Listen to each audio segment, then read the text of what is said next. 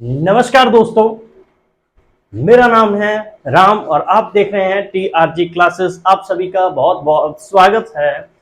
आप इस अगर चैप्टर को थोड़ा सा डिटेल में पढ़ना चाहते हैं और एंजॉय लेते पढ़ना चाहते हैं, स्टडी विद फन, देन आप इस पूरे लेक्चर को देखें। अगर बीच में से आपने छोड़ा तो एक लाइन गायब होने की वजह से आगे वाले में आ सकती है आपके दिक्कत। तो स्वागत है आपके अपने चैनल पर। तो चलिए करते हैं शुरू। आज का जो अपन ने टॉपिक लिया है वो लिया है इलेक्ट्रोस्टैटिक्स।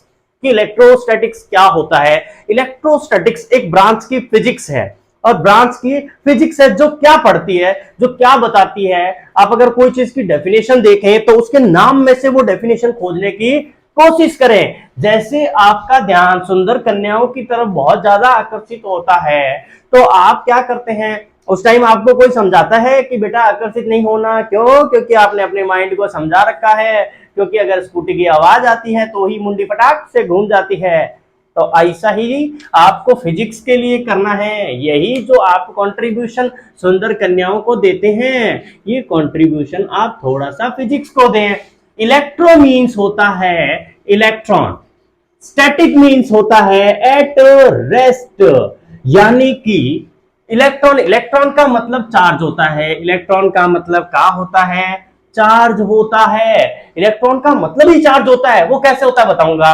तो इलेक्ट्रोस्टैटिक का मतलब फिजिक्स की एक ऐसी ब्रांच जो चार्ज के बारे में स्टडी करती हो, जो चार्ज के बारे में स्टडी करती हो। चार्ज कौन सी कंडीशन में हो? रेस्ट कंडीशन में हो। मतलब चार्ज मूविंग में नहीं होना चाहिए, चार्ज हमेशा रेस्ट कंडीशन में हो। उसके बारे में जो स्टडी करती है उस ब्रांच को बोलते हैं इलेक्ट्रोस्टैटिक्स। तो आइए करते हैं शुरू। पहला मैंने आपको बोला चार्ज क्या होता है और चार्ज को इलेक्ट्रॉन को बोला, ये कंफर्म करते हैं। तो छोटी क्लासों में अपन ने पढ़ा होगा कि अगर कोई एटम है, न्यूट्रल एटम है, न्यूट्रल यानी उसमें चार्ज नहीं है, तो चार्ज नहीं होने की दो कंडीशन हो सकती है। कौन सी? पहली कंडीशन कि जितना पॉजिटिव है उतना नेगेटिव हो, या दूसरी मतलब चार्ज जीरो, वो तो कंडीशन है ही न्यूट्रल। या जितना पॉजिटिव है उतना ही क्या हो? नेगेटिव हो। यानी कि मैं बात करूं, अगर इसके पास 5 प्रोटॉन है तो 5 ही इलेक्ट्रॉन और 5 ही न्यूट्रॉन होंगे। न्यूट्रॉन से अपने को कोई लेना देना नहीं है। अब आप इतना ध्यान रखिए, 5 प्रोटॉन यानी 5 इलेक्ट्रॉन। तो आपने छोटी क्लासों में देखा होगा ऐसे Na प्लस Cl माइनस, ये माइनस प्लस, ये क्या? ये चार्ज थे बेटा, यही चार्ज थे और यही चार्ज जनरेट करना अपन अभी बताता हूं। प्रोटॉन इतने टाइटली बॉन्ड होते हैं एटम के अंदर कि उनको निकाल पाना लगभग बहुत ज्यादा मुश्किल होता है। तो उनको निकाल पाना बहुत मुश्किल होने के कारण क्या होता है कि इलेक्ट्रॉन तो निकाल ही सकते हो आप, और इलेक्ट्रॉन चार्ज के लिए एप्लीकेबल होते हैं। कैसे होते हैं वो बताता हूं। मान लो कि जो इलेक्ट्रॉन बाहर घूम रहे होते हैं ना, वो फ्री होते हैं। उनके अंदर आप इलेक्ट्रॉन एक्स्ट्रा डाल सकते हो और उनसे एक्स्ट्रा निकाल सकते हो। तो मान लो कि आपने एक इलेक्ट्रॉन एक्स्ट्रा डाल दिया। पहले इलेक्ट्रॉन 6 थे, अब प्रोटॉन के कंपैरिजन में कौन ज्यादा हो गया? इलेक्ट्रॉन, यानी नेगेटिव चार्ज ज्यादा हो गया। कितना ज्यादा हो गया? 1, इसलिए वो माइनस का 1 आ गया। अब सर ये तो ठीक है, इलेक्ट्रॉन डाल दिया, इलेक्ट्रॉन पे नेगेटिव चार्ज होता है, तो पॉजिटिव चार्ज कैसे है? आप तो बोलते हो प्रोटॉन हिलता ही नहीं है? तो हाँ, यही बात आपको ध्यान में रखनी है कि जो इलेक्ट्रॉन निकाल सकते हो क्या? हाँ, तो 5 थे, अब कितना हो गया? 1 निकाला, 4। अब कौन ज्यादा हो गया? प्रोटॉन। कितना ज्यादा? 1 ज्यादा। तो चार्ज कौन सा ज्यादा हो गया? प्लस का चार्ज ज्यादा हो गया। तो यानी कि चार्ज के लिए टोटल एप्लीकेबल कौन है? इलेक्ट्रॉन्स एप्लीकेबल है। अच्छा, एक चीज बताओ, अब मैं इससे चार्ज की डेफिनेशन देने जा रहा हूं, ध्यान से सुनना। द एक्सेसिविटी ऑफ इलेक्ट्रॉन, यानी इलेक्ट्रॉनों का ज्यादा होना। दोबारा, यानी मैं एक चार्ज की डेफिनेशन दे रहा हूं। ये देखो, ये जैसे चार्ज है ना मेरे पास, मैं बोल रहा हूं या तो इलेक्ट्रॉनों का ज्यादा होना या इलेक्ट्रॉनों का कम होना चार्ज कहलाता है। कैसी लगी? अच्छी है?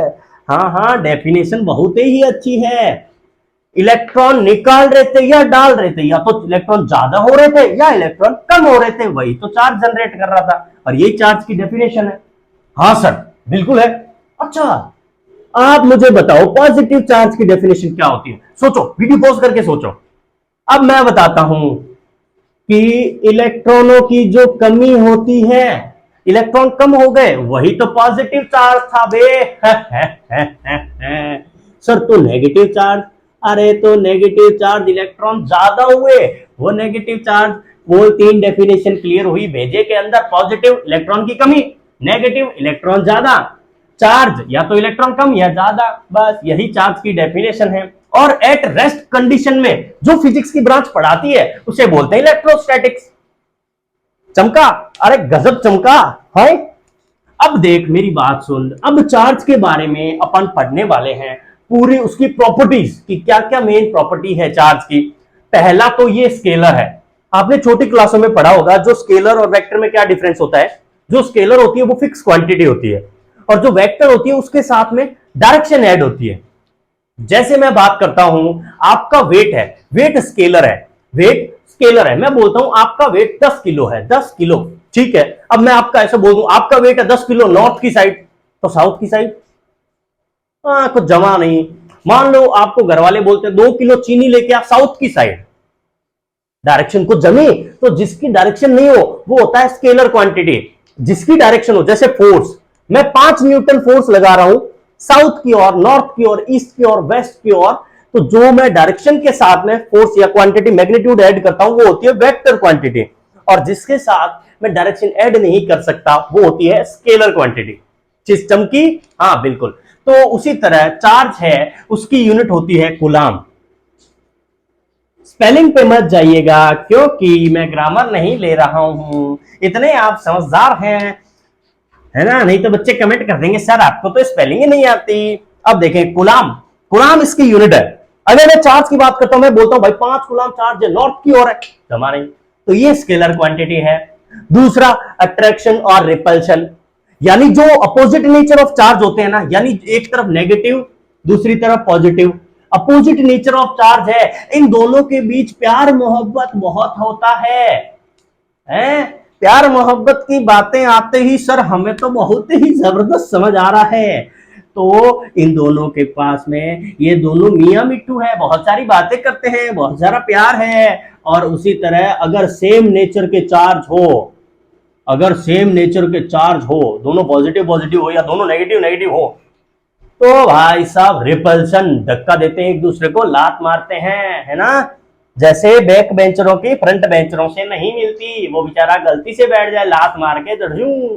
हाँ, तो अगला चलते हैं एसोसिएटेड विद मास, यानी जो चार्ज है ना बेटा वो मास एग्जिस्ट करता है, मास के साथ एग्जिस्ट करता है। अब देखो मैं समझाता हूं आपको कि अगर अब बात कर रहे थे एसोसिएटेड विद मास की, अगर कोई बॉडी पे चार्ज है तो उसका मास तो होगा ही होगा, यानी चार्ज कांट एग्जिस्ट विदाउट मास। अगर मास है ना, अगर चार्ज है ना तो उसका मास तो होगा ही। और मैं ये बोल सकता हूं तो मास कैन एग्जिस्ट विदाउट चार्ज, हाँ ये तो हो सकता है, न्यूट्रल बॉडी है जिसपे चार्ज नहीं हो, मास तो होगा यार, बॉडी का मास होता है कुछ ना कुछ, तो आप ये बोल सकते हो इट एसोसिएटेड विद मास, मतलब चार्ज हमेशा मास के साथ रहेगा, पर मास बिना चार्ज भी रह सकता है, सही बात है। अगला इनवेरिएंट नेचर, इनवेरिएंट नेचर ये समझाने से पहले मुझे कुछ मिटाना पड़ेगा, इतनी चीजें आपको ध्यान रखनी है। अच्छा एक चीज इसमें और बता देता हूं, इसकी जो सबसे स्मॉलेस्ट यूनिट होती है, याद रख लेना आप, अगर याद रहे तो फ्रैंकलिन, दूसरी इसकी सबसे लार्जेस्ट, ये तो हो गया इसकी स्मॉलेस्ट यूनिट, स्मॉलेस्ट, और सबसे बड़ी होती है फैराडे, ये लगभग होती है 96500 कूलम, ऑलमोस्ट इतनी होती है, देख लेना लगभग यही मिलेगी आपको। मतलब सबसे बड़ी यूनिट जो होती है वो होती है फैराडे, और सबसे छोटी यूनिट होती है फ्रैंकलिन। ये चीज अगर याद रहे तो रख लेना, नहीं रहे तो कोई दिक्कत नहीं। अब अगर मैं चार्ज की आगे और बताता हूं आपको, एसोसिएटेड मास, अब उसके बाद आता है इनवेरिएंट नेचर ऑफ चार्ज, यानी कि इनवेरिएंट नेचर ऑफ चार्ज क्या होता है। अरे भाई अपनी एक समस्या आपको बताऊं, आप लोग क्या करते हो, बीच में पढ़ते पढ़ते आप सोचते हो थोड़ी देर इंस्टा चला लेता हूं, एक दो रील्स देख लेता हूं फिर वापस देख लूंगा, तो ऐसे भाई डाइवर्जन बढ़ेगा और अगले दिन तू रील्स 2 घंटे की देखेगा, है ना, कम नहीं देखेगा, अगले दिन ज्यादा ही देखेगा, ये मेरी गारंटी है। अब देख तू खुद देख, इनवेरिएंट नेचर ऑफ चार्ज, यानी इनवेरिएंट नेचर ऑफ चार्ज क्या होता है। इनवेरिएंट नेचर ऑफ चार्ज का मतलब होता है कि चार्ज किसी फ्रेम ऑफ रेफरेंस पे डिपेंड नहीं करता, यानी कि चार्ज कभी डिपेंड नहीं करता, कि स्पीड पे डिपेंड नहीं करता, यानी चार्ज 5 कूलम चार्ज है, उसको 100 किलोमीटर की स्पीड से दौड़ाओ, मतलब 5 कूलम चार्ज है उसको 100 किलोमीटर की स्पीड से आपने दौड़ाया, तो दौड़ाया तो वो चार्ज बढ़ा थोड़ी, 10 कूलम थोड़ी हो गया, चार्ज तो उतना ही रहेगा। तो यानी it can't depend on speed, velocity, frame of reference, कुछ भी बोल सकते हो। तो जो स्पीड पे डिपेंड नहीं करता उसे बोलते हैं इनवेरिएंट नेचर ऑफ चार्ज। ठीक है, ये टुडेज गोल है। अब देखें क्वांटाइजेशन, ये सबसे इंपॉर्टेंट चीज है, क्वांटाइजेशन। उससे पहले कंजर्वेशन, ये पढ़ते हैं, पहले कंजर्वेशन करते हैं, उसके बाद क्वांटाइजेशन बताता हूं। कंजर्वेशन होता है मास can neither be created nor be destroy. मतलब जो मास है ना वो कभी मतलब जो चार्ज है ना वो कभी क्रिएट नहीं किया जा सकता। Charge can neither be created nor be destroy, मतलब चार्ज को ना तो आप बना सकते हो और ना ही डिस्ट्रॉय कर सकते हो, पर ये एक बॉडी से दूसरी बॉडी पे ट्रांसफर कर सकते हो। मतलब एक इलेक्ट्रॉन देना, 4 इलेक्ट्रॉन यहां से वहां गए तो वो ट्रांसफर हुआ, ना कि खत्म हुए। ऐसे नहीं होता भाई 5 कूलम चार्ज यहां है, अगले पे गया तो 1 कूलम उड़ गया बीच में, नहीं, वो खाली ट्रांसफर हो जाएगा, डिस्ट्रॉय नहीं होगा और ना ही आप उसे बना सकते हो। ये चीज इतनी ध्यान में रखनी पड़ेगी आपको। अब अगला देखें दोबारा, conservation of charge, it can not be created nor be destroy, कौन? चार्ज। दूसरी, it can only transfer from one body to another body. तो इसमें आप बोल सकते हो इट इज ट्रांसफरेबल। सर आप तो हमें डेफिनेशन लिखवाते ही नहीं हो। अरे भाई हजारों किताबें पढ़ी, उठा के देख लेना, सेम की सेम डेफिनेशन मिलेगी, यहां बोर्ड पे छापने से क्या मतलब है ना। मुद्दा आपको मेन समझ आना चाहिए, समझना बहुत जरूरी है। अब देखें, अब अगला अपने पास आता है क्वांटाइजेशन, बहुत इंपॉर्टेंट है। कंजर्वेशन पता चल गया, मतलब जितना मास पहले होता है उतना ही ट्रांसफर होने के बाद रहेगा, चेंज नहीं होगा, डिस्ट्रॉय नहीं होगा और ना ही बनाया जा सकता है, वो खाली ट्रांसफर हो सकता है। क्वांटाइजेशन, क्वांटाइजेशन ऑफ चार्ज का मतलब होता है कि जो टोटल चार्ज जितने भी होते हैं वो इंटीग्रल मल्टीपल होते हैं बेसिक यूनिट के। इंटीग्रल मल्टीपल बेसिक यूनिट, ये क्या बोला सर दोबारा? इसकी बेसिक यूनिट क्या होती है? मिनिमम चार्ज कितना होता है? 1 इलेक्ट्रॉन पे चार्ज, 1 इलेक्ट्रॉन पे चार्ज होता है 1.6 इंटू 10⁻⁻19 कूलम। ये 1 इलेक्ट्रॉन पे चार्ज होता है और ये इसकी सबसे बेसिक यूनिट होती है। मतलब इससे छोटा चार्ज नहीं हो सकता क्योंकि इलेक्ट्रॉन टूटता नहीं है। अब अगर मान लो कोई बॉडी पे 5 इलेक्ट्रॉन है, मैं पूछ लूं चार्ज कितना है, तो आप बोलोगे सर 5 इंटू 1 इलेक्ट्रॉन पे जितना चार्ज है। अच्छा, अगर मैं आपको बोल दूं कि बेटा आप मुझे बताओ 10 इलेक्ट्रॉन पे, तो आप बोलोगे सर 10 इंटू 1 इलेक्ट्रॉन पे चार्ज। अच्छा, ये भी सही है। मैं बोलूं बेटा 40 इलेक्ट्रॉन पे बताओ, तो सर क्या बच्चों की तरह सवाल पूछ रहे हो? 40 इंटू 1 इलेक्ट्रॉन पे चार्ज। अच्छा, तो क्या मैं बोल दूं बेटा एक बात बताओ, n इलेक्ट्रॉन से अब चार्ज बताओ? क्या सर फिर वही बात, n इलेक्ट्रॉन इंटू 1 इलेक्ट्रॉन पे जितना चार्ज? बिल्कुल सही बात, ये चार्ज का फॉर्मूला आ गया। इंटीग्रल मल्टीपल यानी जितने इलेक्ट्रॉन्स होंगे, जितना बेसिक यूनिट इलेक्ट्रॉन है उसका इंटीग्रल मल्टीपल टोटल चार्ज के इक्वल होगा। क्यू अपन चार्ज जिससे डिनोट करते हैं, क्यू से इतना ध्यान रखना, पता होगा शायद 9th से पढ़ते आ रहे हैं, इसलिए पहले बताया नहीं था। हाँ, अब देखें इंटीग्रल मल्टीपल यानी जितने इलेक्ट्रॉन है उनका इंटीग्रल, 4 इलेक्ट्रॉन है 4 इंटू ई, 10 इलेक्ट्रॉन है 10 इंटू ई, 15 इलेक्ट्रॉन है 15 इंटू ई। समझ गए? तो ये चार्ज का फॉर्मूला भी अपने पास आ गया और इसे अपन बोलते हैं क्वांटाइजेशन ऑफ चार्ज। कंजर्वेशन समझ आ गया, क्वांटाइजेशन समझ आ गया, ये सारी चीज समझ आई। अब अगला है अपने पास शार्प पॉइंट, मतलब कि जो चार्ज होता है वो हमेशा शार्प पॉइंट को लाइक करता है। तो आप बेटा ये बोल सकते हो कि जो चार्ज है ना उसका क्रश है कौन? आप ये बोल सकते हो कि चार्ज का क्रश है शार्प पॉइंट। ये मान लो कोई शार्प पॉइंट है, शार्प पॉइंट तो ये नहीं है पर मान लो सुंदर कन्या है, जैसे तुम सुंदर कन्या को मानते हो, या ऐसे समझो, ये देखो ये इस तरह लिया, ये जो शार्प पॉइंट है ना यहां चार्ज सबसे ज्यादा होगा क्योंकि भाई जो शार्प पॉइंट है वो क्रश है। अरे क्रश क्या होता है? स्पेलिंग गलत है क्या? तो बाकी डेंसिटी होगी कम। तो अब मान लो ये सारे हैं लड़के, शार्प पॉइंट पे सुंदर कन्याएं ज्यादा होती है ना, शार्प पॉइंट पे सुंदर कन्याएं ज्यादा होती है, तो सारे लड़के कहां भागेंगे? शार्प पॉइंट की ओर। अच्छा, अब एक इसको एग्जांपल देके बताता हूं। सर हम हाथ लगाए करंट कहां ज्यादा आएगा? अरे अब देख एक बात बताऊं तुझे, ये है बेचारा कल्लू जिसकी स्माइल बहुत अच्छी है, ये सुबह शाम दूध बेचता है। और कल्लू, ये एक कल्लू की ये क्रश है, ठीक है, ये कल्लू की क्रश है, बहुत ही प्यारी है। और ये रिंकी जिसका कल्लू क्रश है। अब भाई कल्लू की क्रश, कल्लू पे जिसका क्रश है उसको कल्लू कैसे पसंद करेगा? कल्लू का क्रश तो यही है। तो कल्लू एक स्कीम लगाता है, ये भी बहुत तिकड़मबाज की, नहीं मुझे तो कल्लू ही चाहिए। वो पुरानी फिल्मों में होता था ना अमरीश पुरी, वैसे मुझे तो कल्लू ही चाहिए। तो इसने एक स्कीम लगाई कि अरे रिंकी देख, मेरी क्रश है ना, वो इस पे यहाँ हाथ लगा सकती है। वो बोले यहाँ हाथ लगा सकती है, तू जाके सामने लगा के दिखा। तो बेचारी ये गई बोली वाली, जिसको पता नहीं था कि चार्ज का क्रश कौन है, शार्प पॉइंट। ये बेचारी रिंकी बोली वाली हाथ लगाया इधर और इसने हाथ लगाया इधर। तो कल्लू ने अपनी क्रश पिंकी को बचा लिया और रिंकी बेचारी सत्य है ना। तो इस कहानी से कोई सीख नहीं मिलती है। पढ़ाई करें, अपने सब्जेक्ट्स में फोकस करें, फिजिक्स को अच्छा करें, न्यूमेरिकल करें। बेइज्जती कर दी सर। कुछ नहीं भाई, ये कल्लू की एक story, short and sweet story, खत्म। पर कल्लू को ये भी तो नहीं मिलनी, हो सकता है उसका कोई और, बस बहुत है। अब देखें, अब उसके बाद अपन पढ़ने वाले हैं चार्ज की प्रॉपर्टीज। तो पढ़ ली, अब चार्ज के मेथड्स, यानी कोई बॉडी को चार्ज करना है, चार्जिंग करना है, कैसे करना है, वो मेथड्स देखें। अब ये हो सकता है आपको थोड़ी सी वीडियो लंबी मिले, प्लीज मैं बीच में एडिट करके बना रहा हूं, प्लीज रिक्वेस्ट है ये पूरा का पूरा लेक्चर देखना। और अगर आप सबसे एक रिक्वेस्ट रहेगी, अगर आपने देख लिया तो आपके क्लासमेट्स को आप आगे ट्रांसफर कर दें, इतनी रहेगी। आपके लाइक से मुझे मोटिवेशन मिलेगा और मैं आपके लिए इसी तरह शानदार शानदार लेक्चर्स लेते आता रहूंगा। और ऐसे कल्लू की शॉर्ट स्टोरी है, वो लॉन्ग स्टोरी में चलती रहेगी, हर चैप्टर में अलग अलग। तो आप ध्यान रखना, आगे पूरा देखना। मिलते हैं, थैंक यू।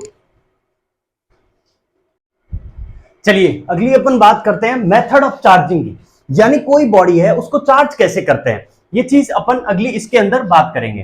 तो मेथड ऑफ चार्जिंग यानी कोई बॉडी को चार्ज करना है, कैसे करना है। सबसे पहला मेथड अपने पास में आता है चार्जिंग बाय कंडक्शन। कंडक्शन नाम सुन के कुछ तो चीजें क्लियर हो गई होगी आपकी खुद में कि चार्जिंग बाय कंडक्शन क्या है। चार्जिंग बाय कंडक्शन एक ऐसी चीज है, ऐसा मेथड है जिसमें एक बॉडी चार्ज बॉडी की मदद से अनचार्ज बॉडी को चार्ज करते हैं। जैसे मान लो ये मेरे पास बॉडी, इसके पास कुछ ना कुछ चार्ज है, और ये मेरे पास अनचार्ज बॉडी यानी इसके ऊपर कोई चार्ज नहीं है। अब मैं इस अनचार्ज बॉडी की मदद से, अनचार्ज बॉडी की मदद से अनचार्ज को चार्ज करने वाला हूं। तो मैं इन दोनों को जैसे ही कांटेक्ट में लाऊंगा तो इलेक्ट्रॉन एक दूसरे के ऊपर ट्रांसफर हो जाएंगे। तो ट्रांसफर होने के बाद जैसे ही मैंने अलग किया, तो पहले ये अनचार्ज बॉडी थी, अब चार्ज बॉडी है। यानी कि आप कह सकते हो कि जो चार्ज बॉडी है उसकी मदद से अनचार्ज बॉडी को चार्ज करना क्या कहलाया, चार्जिंग बाय कंडक्शन। सिंपल।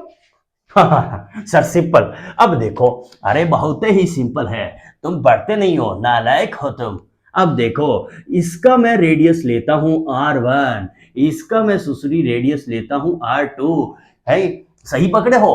अब देखें एक चीज और बताएं बेटा, साथ में इसका चार्ज मैं मानता हूं Q1 और इसका चार्ज मान लेता हूं Q2। भागना नहीं है बीच में, पूरा देख के जा, और देख के जा, सच में कॉपी उठा और ये करता जा। नहीं हुआ तो बात करते हैं, अरे इसे कैसे नहीं होगा। अब देखना, मैं बोल रहा हूं इस पे Q1 चार्ज, इस पे Q2 चार्ज। मैं इन दोनों बॉडीज को पास में लाया, उसके बाद पास में लाया, दोनों पे कुछ ना कुछ ट्रांसफर हुआ और मैंने दोनों को अलग कर दिया। तो अलग करने के बाद पहले तो ये अनचार्ज थी और ये चार्ज, ये लो भाई, हम कुछ ना कुछ चार्ज दिखा देते हैं इस पे। उसके बाद अपने पास ये नई बॉडी है जिस पे कुछ ना कुछ चार्ज बचा। हाँ सर बहुत बचा, बहुत बचा। अरे कितना बचा, अरे कितने आदमी थे, अब वो तो पता नहीं। अब भाई दोनों पे चार्ज आ गया ना, आया कि नहीं आया। ए पे भी तो कुछ चार्ज आ गया, बी पे भी कुछ चार्ज आ गया। अब कितना आया वो हमें नहीं पता। तो हम करते हैं, हम क्या करते हैं, हम मान लेते हैं कि इस पे चार्ज Q1 डैश है और इस पे चार्ज Q2 डैश है। मान ही सकते हैं, और तो हमारे हाथ में कुछ है नहीं। तो एक बात मुझे ध्यान से बताओगे, तो इसकी रेडियस तो वही है ना भाई, R1 ही रहेगी, रेडियस थोड़ी बदलती है, चार्ज बदला है, रेडियस नहीं बदलेगी। बोलो समझ आया कि नहीं? हाँ आया। रेडियस दोनों की R1, इसकी भी R2। अच्छा, मैं बेटा ये बोल सकता हूं क्या, बेटा क्या मेरे दोस्त मेरे भाई, Q1 डैश है वो डायरेक्टली प्रोपोर्शनल होगा R के। कैसे कैसे कैसे कैसे कर दिया सर?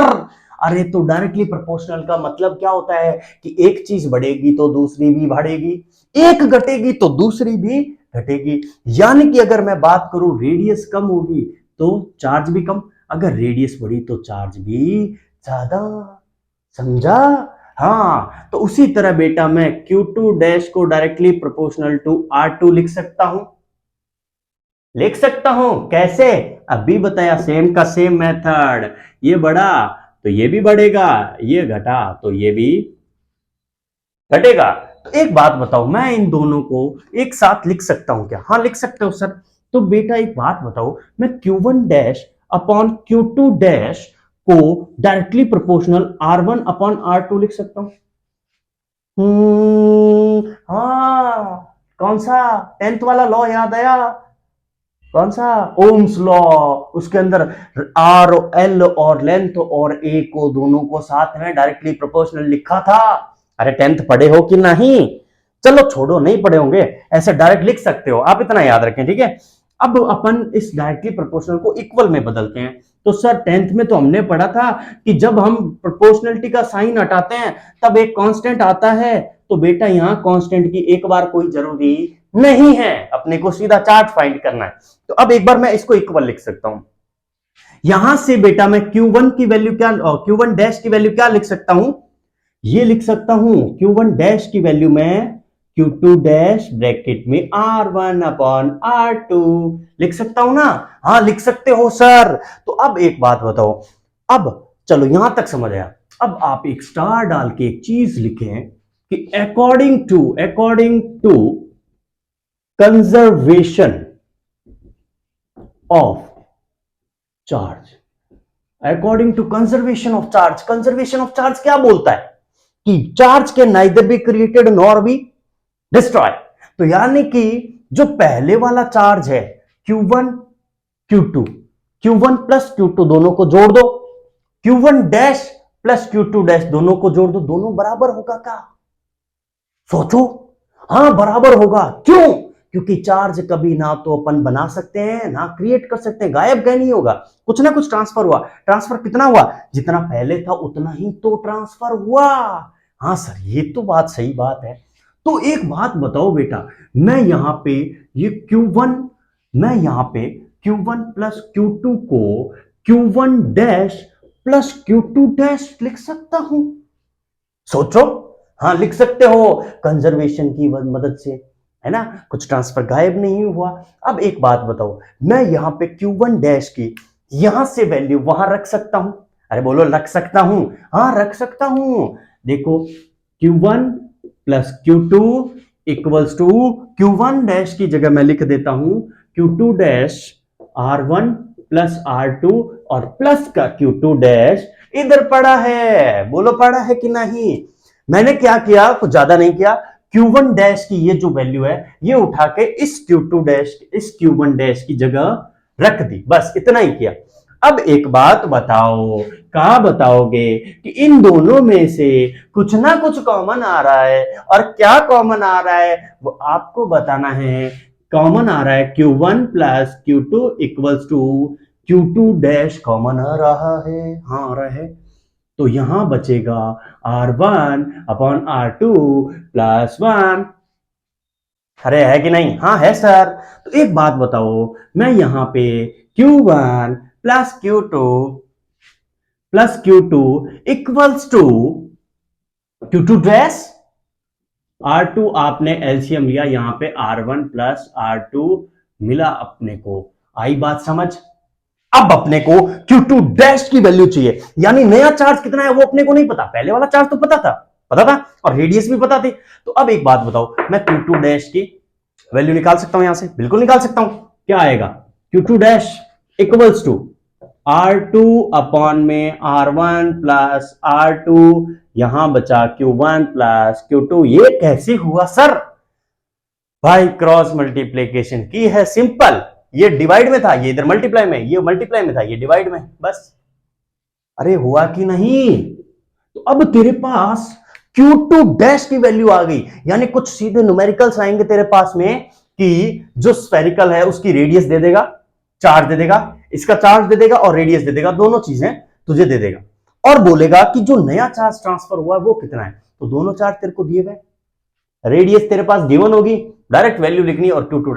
अरे सर, तो ये तो हमने Q2 डैश निकाला, अब Q1 डैश भी तो है, वो कैसे निकालोगे? तो एक रट्टा मारने का एक तरीका बताऊं, याद रख लेना। जहां Q2 डैश है वहां ऊपर R2, और जहां Q1 डैश होगा वहां ऊपर R1, बस सिंपल। देखो Q2 dash equals to R2 की जगह आप ठोको R1, नीचे R1 प्लस R2, और ब्रैकेट में ये पड़ा ये Q1 प्लस, अरे बोलो सिंपल हुआ? एकदम सिंपल है। दोबारा एक बार फिर से बता देता हूं, और मैं अब की बार स्पीड रखने वाला हूं 2x की, यानी जो YouTube वीडियो की आप जो स्पीड करोगे वो स्पीड से मैं थोड़ा बताने वाला हूं। चार्जिंग बाय कंडक्शन क्या था? एक स्फीयर था, उसके ऊपर चार्ज था Q1, उस पर चार्ज था Q2, इसकी रेडियस थी R1, उसकी रेडियस थी R2। अच्छा, उसके बाद क्या कहता? कंडक्शन की मदद से अपन ने चार्जिंग को अलग अलग किया था, यानी इस पे चार्ज आ गया था Q1 डैश, इस पे चार्ज आ गया था Q2 डैश। एक और चीज मैंने बताई थी, क्या थी? कि जो Q1 डैश है उसकी जो Q1 डैश है वो चार्ज किस पे डिपेंड करेगा? वो रेडियस पे करेगा, R1 पे, यानी R1 बढ़ेगी तो Q1 बढ़ेगा, अगर R1 घटेगी तो Q1 घटेगा। तूने स्पीड नहीं बढ़ाई, मैंने बढ़ा ली। चल कोई ना, पहले वाली वीडियो वापस देख लेना, अगर समझ नहीं आया थोड़ा स्किप करके पीछे करके वापस स्लो में देख लेना। अब उसके बाद अपन ने दोनों को एक साथ लिखा, यहां से Q1 डैश की मैंने वैल्यू निकाली, और कंजर्वेशन ऑफ क्या बोलता है कि जो पहले वाला चार्ज था वही दूसरे वाले चार्ज के इक्वल होगा, है ना, यानी कि चार्ज बीच में गायब नहीं होता। दूसरी बात, अब मैंने Q1 डैश की जगह उसकी Q1 की यहां से जो वैल्यू निकाली थी अपन ने वो रखी, और कुछ नहीं किया, Q2 पड़ा है। अब यहां दोनों में से एक चीज कॉमन आ रही है, वो है Q2 डैश, बाकी पड़ा है ना। अब Q2 डैश की मुझे वैल्यू, यहां से एलसीएम लिया और Q2 डैश की मुझे वैल्यू चाहिए थे, क्योंकि जो नया चार्ज आया ना वो कितना आया वो कैसे पता चलेगा? अगर रेडियस और चार्ज आपको पहले दिया हुआ है तो सीधा ये फॉर्मूला लगाना है, आपको पता चल गया ना। Q2 डैश की वैल्यू और Q1, अगर Q1 सॉरी ये 1 था, है ना, हाँ 2 गलत लिख दिया मैंने। Q1 डैश था तो यहाँ R1 होगा, और Q2 डैश था तो यहाँ R2 होगा, बस सिंपल। अब सर क्वेश्चन कैसे आते हैं? क्वेश्चन मान ले तू इसकी रेडियस दे देगा 4 सेंटीमीटर, इसकी रेडियस दे देगा 3 सेंटीमीटर, ये चार्ज दे देगा तेरे को 3 कूलाम ले ले, इसको 5 कूलाम ले ले, चार्ज दे दिया तेरे को, ये चार्ज दे दिया, ये चार्ज दे दिया, ये रेडियस दे दी, ये रेडियस दे दी, समझ गया? अब तुझे सीधी वैल्यू रखनी है, R1 की जगह R2 और Q1 और Q2 सबकी वैल्यू रख, Q2 डैश आ जाएगा। और उसी तरह अगर Q1 डैश पूछे तो ऊपर R1 रख दे, सिंपल। बोल समझ आया कि नहीं आया? बोल स्वाहा। चलो अब इसके बाद में अपने पास जो अगला मेथड आता है उस पे चलते हैं अपन अभी। तो अगली प्रॉपर्टी की अपन बात करते हैं, जैसे सबसे पहले अपन ने उसकी बात की थी चार्जिंग बाय कंडक्शन, और ये चीज मुझे लगता है आपको एकदम हो चुकी है कंठस्थ। तो अब अगर अपन अगली प्रॉपर्टी की बात करें तो अगली प्रॉपर्टी अपने पास में है चार्जिंग बाय फ्रिक्शन। अब अपने दिमाग में आ रहा होगा कि चार्जिंग बाय फ्रिक्शन क्या होता है। तो चार्जिंग बाय फ्रिक्शन का मतलब सबसे पहले आपको नाम पकड़ना है, और नाम पकड़ते ही आपको क्लियर हो जाएगा कि मैं किसकी बात कर रहा हूं, और ये नाम होते ही यानी कि फ्रिक्शन। फ्रिक्शन का मतलब अगर आप कोई दो चीजों को रब करते हैं, कोई दो चीजों को, एक फ्रिक्शन का नाम आते ही रब नाम याद रख लें, यानी कि अगर जब हम कोई दो चीजों को रब करते हैं, रब करने के बाद क्या होता है, एक दूसरे के ऊपर चार्ज ट्रांसफर होता है। फॉर एग्जाम्पल छोटी क्लासों के अंदर अपन ने अपने दोस्तों को एक चमत्कार, एक जादू दिखाया था, जिस जादू का नाम अपन ने रखा था अपनी अपनी मर्जी से, क्योंकि नाम तो मुझे पता नहीं है आपने क्या रखा होगा, तो मैं आपको बता देता हूं कि चार्जिंग बाय फ्रिक्शन का मतलब होता है अगर आप कोई चीज को रब करते हैं तो उसके अंदर चार्ज इलेक्ट्रॉन ट्रांसफर हो जाते हैं। इलेक्ट्रॉन ट्रांसफर होने की वजह से क्या होता है, उसके ऊपर चार्ज आ जाता है। जैसे मैं आपको कुछ एग्जांपल तौर में बता देता हूं, ये छोटे छोटे पेपर के टुकड़े हैं और इन पे अपन चार्ज मानते हैं पॉजिटिव, यानी इन टुकड़ों पे चार्ज है पॉजिटिव। और अगर अगली मैं बात करूं तो अपने पास ये मानो आपके पास ये स्केल है और ये वही स्केल है जिससे हमने अपने दोस्तों को चमत्कार दिखाए थे, यानी कि अपन ने जादू दिखाया था। अरे बस करो, ये आज नया स्टाइल के साथ पढ़ेंगे अपन टेक्निकल गुरुजी। तो अपन ने इस स्केल को क्या किया था, बार बार रब किया था। रब करने के बाद इस पे चार्ज मान लो कि नेगेटिव आ गया था। उसके बाद ये जादू मैं अभी क्लियर करने वाला हूं, पर आपको पहले से मुझे लगता है पता है। ये चार्ज माइनस का था और माइनस ये पॉजिटिव आया था। दोनों अलग अलग थे और दोनों अलग अलग होने का मतलब यही है कि इन दोनों के अंदर प्यार मोहब्बत बहुत है। यानी प्यार मोहब्बत यानी अट्रैक्शन बहुत है। अरे प्यार मोहब्बत का दूसरा नाम ही अट्रैक्शन है। इन दोनों के अंदर प्यार मोहब्बत यानी अट्रैक्शन यानी अपोजिट नेचर होने की वजह से एक दूसरे को क्या करेंगे, अट्रैक्ट करेंगे। तो कोई दो चीजों को रब करो, रब करने की वजह से जो चार्ज ट्रांसफर होता है उसी को अपन ने नाम दिया चार्जिंग बाय फ्रिक्शन। तो कमेंट करके जरूर बताइएगा कि आपको कौन सी स्टाइल पढ़ाने वाली ज्यादा मस्त लगी, उस हिसाब से आगे देखते हैं। और मुझे लगता है आप में से बहुत से जनों को लग रहा होगा कि बोर्ड है ये वो, पर थोड़ा कॉम्प्रोमो आपको करना पड़ेगा। और हो सकता है आपने कंटिन्यूटी रही या बच्चों ने ज्यादा दिखाया कि हाँ सर अच्छा है, तो हो सकता है ये बोर्ड डिजिटल बोर्ड में और थोड़ी क्वालिटी में भी सुधार हो जाए, पर रहेंगे अपन कंटिन्यू, ये गारंटी। देखें, चार्जिंग बाय इंडक्शन, जिसका अपन ने शॉर्ट नेम रखा है बेवफा स्टोरी।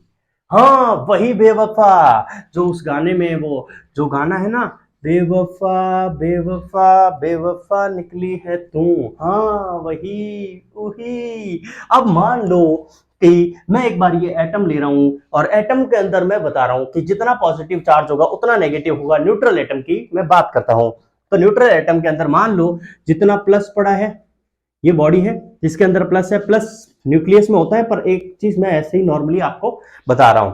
अब मान लो कि ये नेगेटिव चार्ज पॉजिटिव के साथ है, यानी ये कपल बना के एक दूसरे के साथ बैठे हैं। ये है रामलाल, ये जितने भी ब्लैक ब्लैक ब्लैक ब्लैक दिख रहे हैं ये रामलाल से है। और ये आपके पास में जो ये माइनस दिख रहे हैं ये आपके पास है पिंकी। इनका दोनों का नाम रख दिया गया। इन दोनों की काफी अच्छी बनती थी, काफी अच्छी चल रही थी, काफी अच्छी प्यार मोहब्बत थे, सबके कपल बने हुए थे अलग अलग। फिर इन कपल के बीच में आता है एक ट्विस्ट, ट्विस्ट वो यानी तीसरा। अगर मान लो किसी की रिलेशन खराब करनी हो तो सबसे बड़ा हाथ होता है उस तीसरे का। अब इन दोनों का चल रहा था। बेचारा रामलाल इतने पैसे वाला नहीं था, जिसको पॉकेट मनी घर से बेचारी मुश्किल से मिलती थी, उस पॉकेट मनी से ये पिंकी को रोज पानी पूरी खिलाया करता था। मतलब थोड़े पैसे मिलते थे वो पिंकी पे खर्च देता था। अब उसके बाद ये आया कोई तीसरा जिसपे भी चार्ज है पॉजिटिव। अब इसके पास थी केटीएम बाइक, डीएसएलआर कैमरा। तो ये देखते ही इन सबको इसने दिखाए सपने, मैं तेरे लिए चांद तोड़ दूंगा, तारे तोड़ दूंगा, पर ये समझ नहीं पाए कि ये का है, एक जाल है, दिखावा है। अरे चांद तारे तोड़ दूंगा, ये कर दूंगा, वो कर दूंगा। भाई ने बड़े बड़े सपने दिखाए और ये सारी की सारी क्या हो गई, एक साइड अट्रैक्ट हो गई। अट्रैक्ट होने का मतलब है ये एटम और सारा का सारा जो माइनस था वो उधर चला गया, जितनी पिंकी थी वो उधर चली गई। और इसका नाम था लकी। रामलाल तो बेचारा पुराने जमाने का था, तो ये जो पिंकी जितनी भी थी वो उधर अट्रैक्ट हो गई और ये रामलाल इधर आ गए। क्यों? क्योंकि सेम नेचर ऑफ चार्ज एक दूसरे को रिपेल करते हैं और opposite nature of charge attract करते हैं। तो वैसे ही इन्होंने बॉन्ड बना लिया। उसके बाद क्या हुआ, इसके बाद क्या हुआ, इसके बाद ये जैसे ही ये जितने भी रामलाल थे यहाँ कर दी अपन ने अर्थिंग, यानी अपन ने रामलाल को दे दिया ज्ञान कि भाई इन सब में कुछ नहीं होना, तेरा ही कटेगा। तो ये भाई यहाँ से अर्थिंग होके रामलाल अपनी पढ़ाई में लग गया कि नहीं भाई अब मुझे अपना फ्यूचर बनाना है, पिंकी जाए भाड़ में। तो ये जैसे ही हुआ रामलाल हो गए अर्थिंग। अब उसके बाद यहाँ पे खाली पिंकियां पिंकियां बच गई। और ये जो था, ये जो केटीएम, ये तो किस लिए आया था, ये तो सपने दिखाने के लिए आया था, टाइम पास के लिए आया था और ये चला गया। तो भाई साहब रामलाल को एक चीज समझ आई कि जो सबके होते हैं वो किसी के नहीं होते। सर काफी स्टोरी बहुत बढ़िया लगी, बेवफा स्टोरी अच्छी है कि नहीं। तो अब उसके बाद आप देखोगे खाली पिंकी पिंकी बच गई।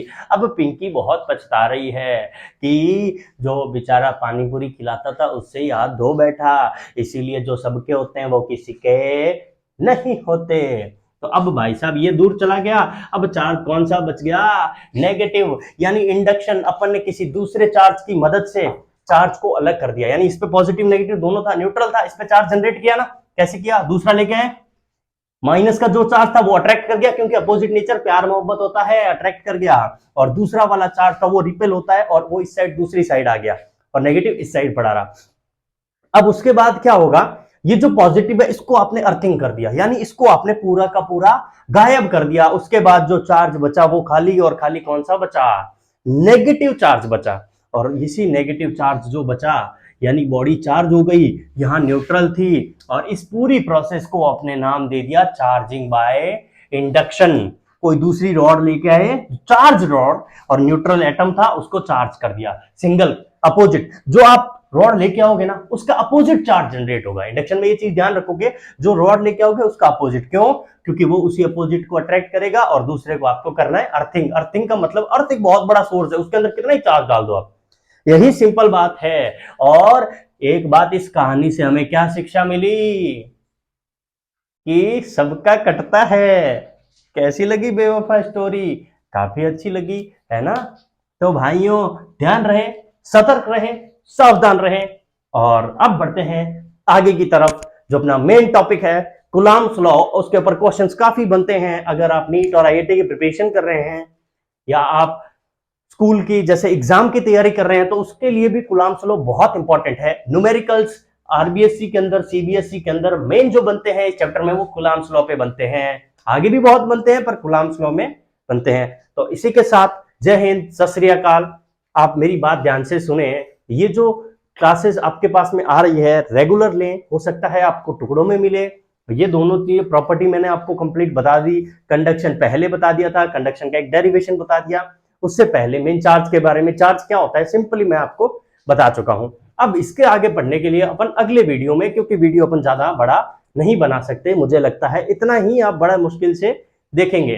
तो अगर आप पढ़ना चाहते हैं तो अपने मन को एक तरफ रखें, माइंड डाइवर्ट ना होने दें, और फिक्स पूरा लेक्चर लें। इतनी ध्यान रखें, बीच में स्किप करोगे उड़ जाएगा। एक रफ कॉपी लें और साथ साथ नोट्स बनाते रहें। इसी के साथ मिलते हैं, आपका फिर से स्वागत है टीआरजी चैनल पर। Thank you.